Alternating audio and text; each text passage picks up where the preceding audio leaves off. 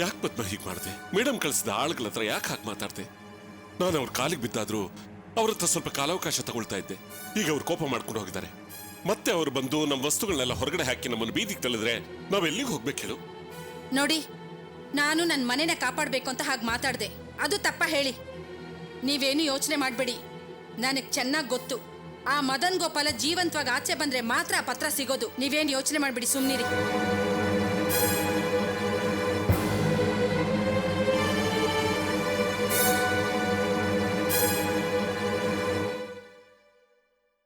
ಏ ಮೋಹನ, ನೋಡ್ದ್ಯಾ ಹೇಗ್ ಬಂದ್ ಗಲಾಟೆ ಮಾಡಿ ಹೋದ್ರು ಅಂತ? ಅಪ್ಪ, ಅಮ್ಮ, ಪವಿತ್ರ, ತುಳಸಿ ಎಲ್ರೂ ನಾವು ನಡುಬೀದಿಲ್ ನಿಲ್ಸ್ಬೇಕಾಗುತ್ತಲ್ಲೋ? ಮೋಹನ, ಹೇಳು ಹಣ ಎಲ್ಲಿಟ್ಟಿದ್ಯಾ ಅಂತ. ನೋಡು, ಈಗಾಗಿರೋದು ಸಾಕು. ಹಣ ಎಲ್ಲಿಟ್ಟಿದ್ಯಾ ಅಂತ ಹೇಳು. ಮೋಹನ, ನಾನು ನಿನ್ನತ್ರನೇ ಕೇಳ್ತಾ ಇರೋದು. ಅಲ್ವೋ, ನಾವು ಮನೆ ಮರ್ಯಾದೆ ಹೋಗುವಂತ ವಿಷಯ ಮಾತಾಡ್ತಾ ಇದ್ರೆ ನೀನೇನು ಮಾಡ್ತಾ ಇದೀಯ ಮೊಬೈಲ್ನಲ್ಲಿ? ಮೋಹನ, ಪರಿಸ್ಥಿತಿ ಅರ್ಥ ಮಾಡ್ಕೋ. ದಯವಿಟ್ಟು ಹೇಳು, ಹಣ ಎಲ್ಲಿಟ್ಟಿದ್ಯಾ ಅಂತ. ನೋಡಪ್ಪ, ನಾನ್ ಜನ್ಮ ಕೊಟ್ಟ ತಂದೆ ಹಾಗೆ ನಿನಗೆ ಕೈ ಮುಗಿದು ಕೇಳ್ಕೊಳ್ತಾ ಇದ್ದೀನಿ ಕಣ. ಹಣ ಎಲ್ಲಿಟ್ಟಿದ್ಯಾ ಅಂತ ಹೇಳು. ನಿನ್ ಕಾಲಿಗೆ ಬೇಕಾದ್ರೂ ಬಿತ್ಬಿಡ್ತೀನಿ ಕಣ. ಅದು ನಿನಗೆ ಶ್ರೇಯಸ್ಕರ ಅಲ್ಲ ಕಣೋ.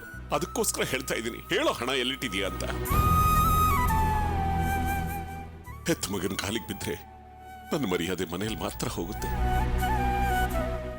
ಆದ್ರೆ ಅವ್ರ ಈ ಮನೆ ವಶಪಡಿಸ್ಕೊಂಡು ನಮ್ಮನ್ನೆಲ್ಲ ಹೊರಗಡೆ ತಳ್ಬಿಟ್ರೆ ಇಡೀ ಊರ್ ಮುಂದೆ ನಮ್ಮ ಮಾನ ಮರ್ಯಾದೆ ಎಲ್ಲ ಹೋಗ್ಬಿಡುತ್ತೆ ಕಣ.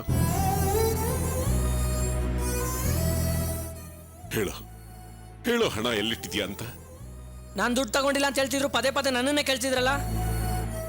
ಏಯ್, ನೀನೇ ಆ ದುಡ್ಡು ತಗೊಂಡಿರೋದು. ನಿನ್ನ ಬಿಟ್ಟು ಈ ಮನೇಲಿ ಯಾರು ಅಂತ ಕೆಲಸ ಮಾಡೋದಕ್ಕೆ ಸಾಧ್ಯ ಇಲ್ಲ. ನಾನ್ ತಗೊಂಡಿಲ್ಲ ಅಂತ ಹೇಳಿದ್ರು ನಂಬಲ್ವಾ ನೀವು?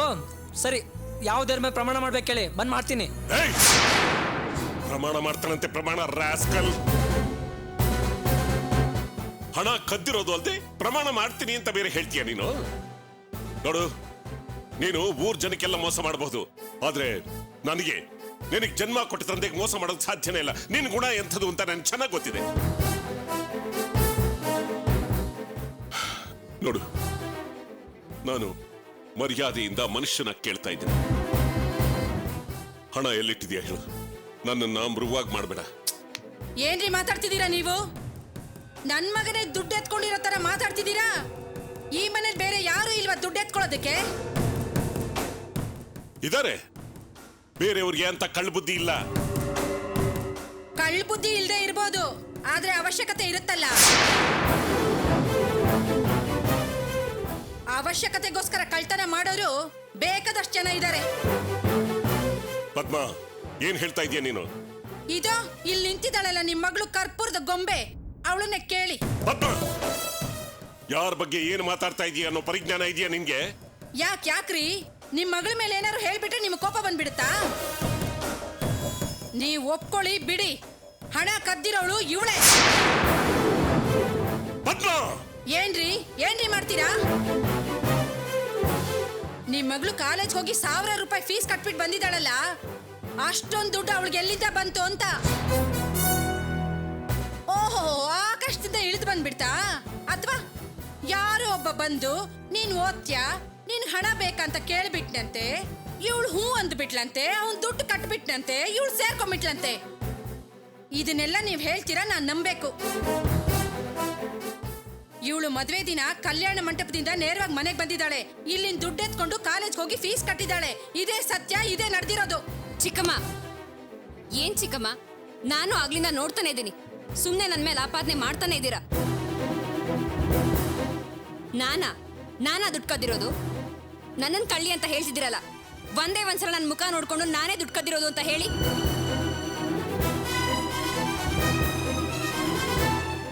ಛೀ, ನೀವಿಷ್ಟು ದಿನ ಏನೇ ಮಾಡಿದ್ರು ನಾನು ನಿಮ್ಮನ್ನ ತಾಯಿ ಸ್ಥಾನದಲ್ಲಿ ಇಟ್ಟು ನೋಡ್ತಿದ್ದೆ. ದಯವಿಟ್ಟು ಅದಕ್ಕೆ ಪಶ್ಚಾತ್ತಾಪ ಪಡೋ ತರ ಮಾಡಬೇಡಿ. ಏಯ್, ನೀನ್ ಯಾಕೆ ನನ್ನನ್ನು ಅಮ್ಮ ಅನ್ಕೋಬೇಕು?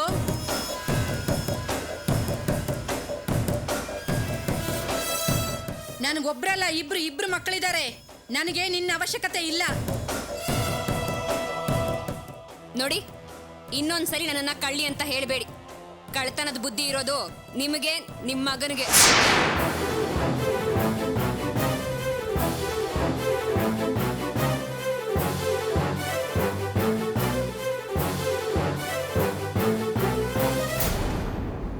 ಯಾಕೆ ಹಾಗೆ ದುರ್ಗುಟ್ಕೊಂಡು ನೋಡ್ತಿದ್ದೀರಾ?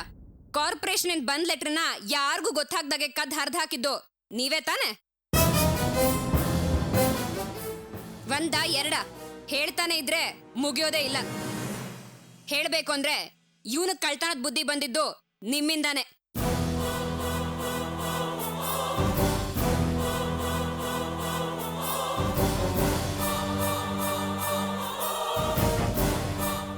ಏನೋ ಮೋಹನ,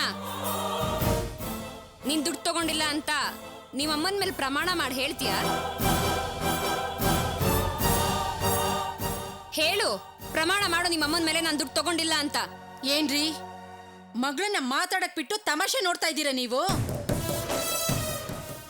ನನ್ನ ಮಗ ದೇವ್ರ ಮೇಲೆ ಪ್ರಮಾಣ ಮಾಡ್ತೀನಿ ಅಂತ ಹೇಳ್ತಿದ್ದಾನಲ್ಲ, ಅಷ್ಟು ಮೇಲೂ ಅವ್ನು ಯಾವ ಸತ್ಯನೂ ಸಾಬೀತು ಮಾಡೋ ಅವಶ್ಯಕತೆ ಅವನಿಗಿಲ್ಲ.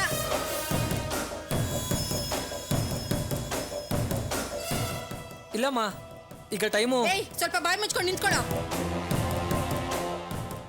ಇನ್ಮೇಲೆ ಈ ಮನೆಯಲ್ಲಿ ನಮಗೆ ನ್ಯಾಯ ಸಿಗಲ್ಲ ಕಣೋ. ಎಲ್ಲ ಗೌರವನು ಮರ್ಯಾದೆನು ಇವಳಿಗೇನೆ, ಈ ಮಹಾರಾಣಿಗೇನೆ. ಇನ್ನು ಈ ನಾಟಕಗಳೆಲ್ಲ ಈ ಮನೇಲಿ ಎಷ್ಟು ದಿನ ನಡೆಯುತ್ತೆ ಅಂತ ನಾನು ನೋಡ್ತೀನಿ. ಇವತ್ತು ನಾನು ಹೇಳ್ತಾ ಇದ್ದೀನಿ ಕೇಳಿ, ಯಾವತ್ತಿದ್ರೂ ನಾನು ನನ್ನ ಮಗನೇ ನಿಮ್ ಕಡೆಗಾಲಕ್ಕೆ ಆಗೋದು, ಇನ್ಯಾರು ಆಗೋದಿಲ್ಲ. ಅದನ್ನೆಲ್ಲ ಮರೆತು ಜಾಸ್ತಿ ಆಟ ಆಡಬೇಡಿ ನೀವು. ಎಲ್ಲದಕ್ಕೂ ಕಾಲನೇ ಉತ್ತರ ಕೊಡುತ್ತೆ.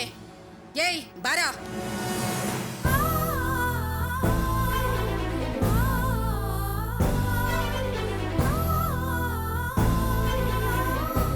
ಅಪ್ಪ, ಚಿಕ್ಕಮ್ಮ ಇದಕ್ಕೂ ಮುಂಚೆನೂ ನನ್ನ ಬಗ್ಗೆ ಸಾಕಷ್ಟು ಹೇಳಿದ್ದಾರೆ.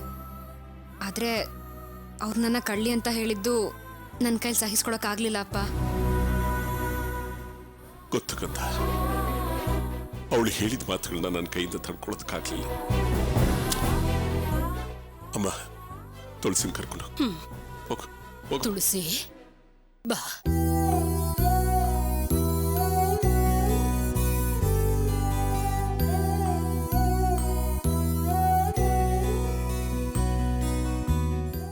ಅಪ್ಪ, ಮೋಹನನ ಹತ್ರ ಹೋಗಿ ನಾನ್ ದುಡ್ಡಲ್ಲಿಟ್ಟಿದ್ಯಾ ಅಂತ ಕೇಳಲಾ? ಅಯ್ಯೋ ಬೇಡಮ್ಮ, ಇಬ್ರು ಮಕ್ಕಳು ಅಂತ ಮಾತು ಹೇಳ್ತಾ ಇರ್ತಾಳೆ. ಈಗ ನೀನು ಹೋಗಿ ಈ ಮಾತನ್ನ ಕೇಳಿದ್ರೆ ನೀನು ಮಗಳೇ ಅಲ್ಲ ಅಂತ ಹೇಳಿ ತಲೆ ಮೇಲೆ ನೀರು ಸುರ್ಕೊಂಡು ತಲೆ ತೊಳ್ಕೊಂಡ್ಬಿಡ್ತಾಳೆ. ಬೇಡ ಕಂದ, ನೀನೇನು ಕೇಳೋದಕ್ಕೆ ಹೋಗ್ಬೇಡ, ಹೋಗು.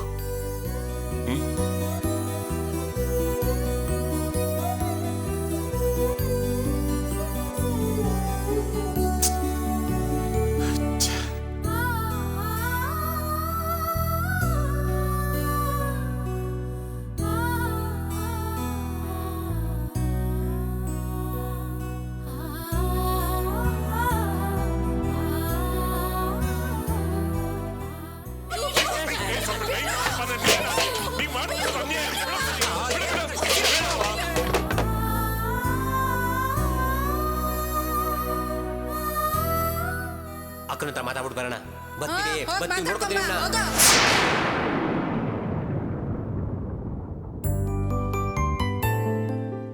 ಈ ಮ್ಯಾನೇಜರ್ ಆಫೀಸಿಗೆ ಬಂದು ಹೋಗೋದು ಅಂದ್ರೆ ದೊಡ್ಡ ಭೂಕಂಪ ಆಗಿ ನಿಂತಾಗತ್ತೆ. ಇವ್ರನ್ನ ಇಟ್ಕೊಂಡು ಮನೇಲಿ ಅದೇ ಸರ್ ಮ್ಯಾನೇಜ್ ಮಾಡ್ತಾರೆ. ರಂಜಿತ್, ಯಾರನ್ನ ಕಂಡ್ರೆ ಎದುರ್ದೇರ ನೀನು? ಆ ಹೆಂಗಸನ್ ಕಂಡ್ರೆ ಯಾಕೆ ಅಷ್ಟು ಎದುರ್ತೀಯ? ಇನ್ನೇನ್ ಮಾಡ್ಬೇಕು ಅಂತೀರಾ ಸರ್?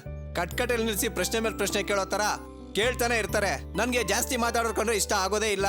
ಅಲ್ಲ, ಈ ಆಫೀಸ್ನಲ್ಲಿ ಜಾಸ್ತಿ ಮಾತಾಡೋ ನೀನ್ ತಾನೆ. ಅದಕ್ಕೇನೆ ಸರ್, ಬೇರೆಯವರು ಜಾಸ್ತಿ ಮಾತಾಡೋ ನನ್ಗೆ ಇಷ್ಟ ಆಗೋದೇ ಇಲ್ಲ.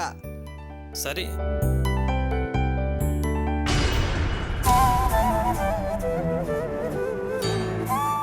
ಚಾರು,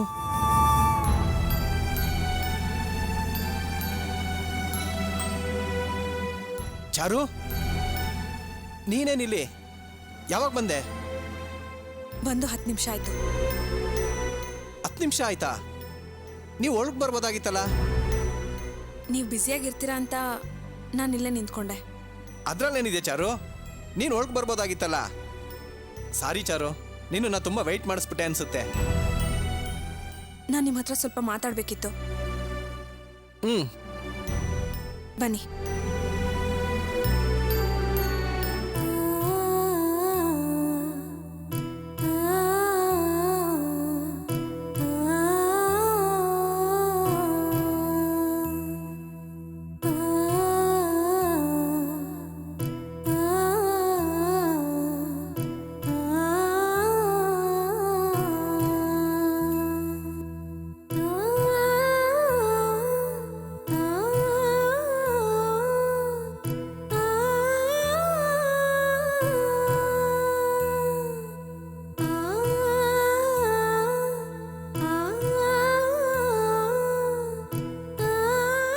ಸಾರಿ ಚಾರು, ನಾನು ಆಫೀಸಲ್ಲಿ ಸ್ವಲ್ಪ ಬ್ಯುಸಿ ಆಗಿದ್ರಿಂದ.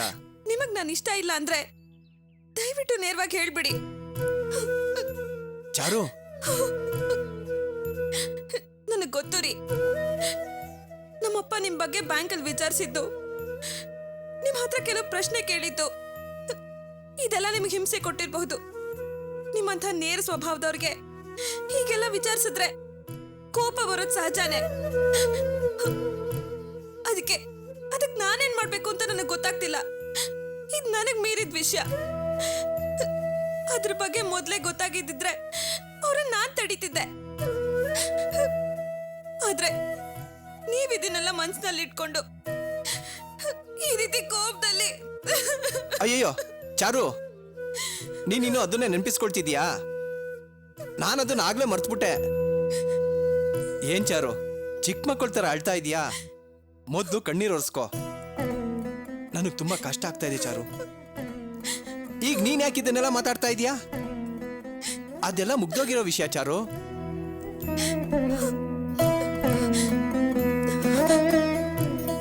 ನಮ್ ನಿಶ್ಚಿತಾರ್ಥಕ್ಕೂ ನೀವು ಕಡೆ ನಿಮಿಷದಲ್ಲಿ ಬಂದ್ರಿ. ಬಂದಷ್ಟು ವೇಗದಲ್ಲಿ ವಾಪಸ್ ಹೊರಟೋದ್ರಿ. ಆಗ ಕೂಡ ನನಗೆ ನಿಮ್ಮ ಮೇಲೆ ದುಃಖ ಆಗ್ಲಿ ಬೇಜಾರಾಗ್ಲಿ ಆಗ್ಲಿಲ್ಲ. ಯಾಕೆ ಗೊತ್ತಾ? ನನ್ನನ್ನ ಹೊರಗೆ ನೋಡು ಅಂತ ತಿಳ್ಕೊಂಡೆ. ನಿಮ್ಗೆ ನನ್ನ ಮೇಲೆ ಹಕ್ಕಿದೆ ಅಂತ ತಿಳ್ಕೊಂಡು ನೀವು ನನ್ನ ಹತ್ರ ಅಷ್ಟೊಂದು ಸ್ವಾತಂತ್ರ್ಯ ತಗೊಂಡಿದ್ದೀರಾ ಅಂತ ಅನ್ಕೊಂಡೆ. ಅದಕ್ಕೆ ಇವತ್ತು ನೀವು ನನ್ನ ಹತ್ರ ಫೋನಲ್ಲಿ ಮಾತಾಡಿದ್ ಕೇಳಿ ತುಂಬಾ ಭಯ ಪಟ್ಬಿಟ್ಟೆ.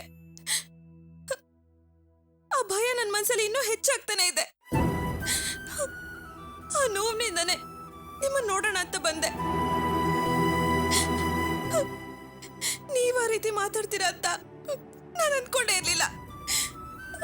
ಚಾರು, ನಾನು ಬೇಕು ಅಂತ ಆಗ ಮಾತಾಡ್ಲಿಲ್ಲ ಚಾರು. ನನ್ನ ಆಫೀಸ್ ಮ್ಯಾನೇಜರ್ ಕೊಡೋ ಟೆನ್ಷನ್ನಿಂದ ನಾನು ಆಗ ಮಾತಾಡಿದೆ ಚಾರು. ಇನ್ಫ್ಯಾಕ್ಟ್ ಹೇಳ್ಬೇಕು ಅಂದ್ರೆ ನೀನೇ ನನಗೆ ಫೋನ್ ಮಾಡಿರೋದು ಅಂತ ನನ್ಗೆ ಗೊತ್ತಾಗ್ಲಿಲ್ಲ ಚಾರು. ಆದ್ರೆ ನಿಮ್ಗೆ ನನ್ನ ನಂಬರ್ ಗೊತ್ತಿತ್ತು ತಾನೆ? ಅದಾದ್ಮೇಲಾದ್ರೂ ನನ್ನ ನಂಬರ್ ನೋಡಿ ಫೋನ್ ಮಾಡ್ಬೋದಿತ್ತಲ್ವಾ? ನೀವ್ ನನ್ನ ಜೊತೆ ಮಾತಾಡಿದಿದ್ರೆ ನನ್ನ ಟೆನ್ಷನ್ ಆದ್ರೂ ಕಡಿಮೆ ಆಗ್ತಾ ಇತ್ತು. ನಾನು ನಿಮ್ಮನ್ನ ಇಲ್ಲಿವರೆಗೂ ಹುಡ್ಕೊಂಡು ಬರೋ ಅವಶ್ಯಕತೆ ಇರ್ತಿರ್ಲಿಲ್ಲ. ಚಾರು, ನನ್ಗೇನ್ ಹೇಳ್ಬೇಕು ಅಂತಾನೆ ಗೊತ್ತಾಗ್ತಾ ಇಲ್ಲ. ನಾನು ಆಮೇಲೆ ತುಂಬಾ ಫೀಲ್ ಮಾಡ್ಕೊಂಡೆ ಚಾರು. ಏನೋ ಮಿಸ್ಟೇಕ್ ಆಗೋಯ್ತು.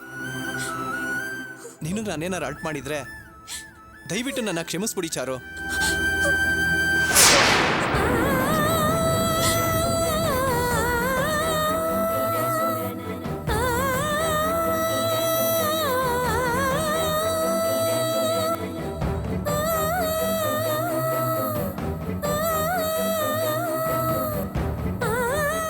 ಯಾಕೆಷ್ಟು ದೊಡ್ಡ ಮಾತೆಲ್ಲ ಆಡ್ತಾ ಇದ್ದೀರಾ? ನೀವ್ ನನ್ನ ಜೊತೆ ಕೋಪದಲ್ಲಿ ಮಾತಾಡಿದ್ರಿ ಅಂತ ನೀವ್ ನನ್ನ ಹತ್ರ ಸಾರಿ ಕೇಳ್ಬೇಕು ಅಂತ ನಾನು ಅನ್ಕೊಂಡಿರ್ಲಿಲ್ಲ. ನನ್ನ ಮನ್ಸಲ್ಲಿರೋದ್ನೆಲ್ಲ ನಿಮಗ್ ಹೇಳ್ಬೇಕು ಅಂತ ಇಲ್ಲಿಗೆ ಬಂದೆ. ನಮ್ಮಿಬ್ಬರ ನಡುವೆ ನಡೆದಿರೋ ನಿಶ್ಚಿತಾರ್ಥನ ನಮ್ ಎರಡು ಕುಟುಂಬದ ನಡುವೆ ಸಂಪ್ರದಾಯ ಅಂತ ನೀವ್ ಅನ್ಕೊಂಡಿರ್ಬಹುದು. ಆದ್ರೆ ನಾನು ಅದನ್ನ ಹಾಗೆ ಅನ್ಕೊಂಡಿಲ್ಲ. ನಾನು ನಿಮ್ಮನ್ನ ನನ್ ಗಂಡ ಅಂತ ತಿಳ್ಕೊಂಡಿದ್ದೀನಿ. ನನ್ನ ಮನಸ್ಸು, ಆ ಮನ್ಸಲ್ಲಿ ಬರೋ ಸುಖ ದುಃಖ ಇದನ್ನೆಲ್ಲ ಅರ್ಥ ಮಾಡ್ಕೊಳ್ಳೋರು ಈ ಭೂಮಿ ಮೇಲೆ ಒಬ್ರು ಇದ್ದಾರೆ ಅಂದ್ರೆ ಅದ್ ನೀವೇ ಆಗಿರ್ಲಿ ಅಂತ ನಾನು ಆಸೆ ಪಡ್ತೀನಿ. ಗಂಡ ಹೆಂಡತಿ ಒಂದುಗೂಡೋದು ಒಂದು ಜನ್ಮಕ್ಕಷ್ಟೇ ಅಲ್ಲ, ಏಳೇಳು ಜನ್ಮಕ್ಕೂ ಬೆಸೆದ್ಕೊಳ್ಳೋ ಸಂಬಂಧ ಅಂತ ನಾನು ಅಂದ್ಕೊಂಡಿದ್ದೀನಿ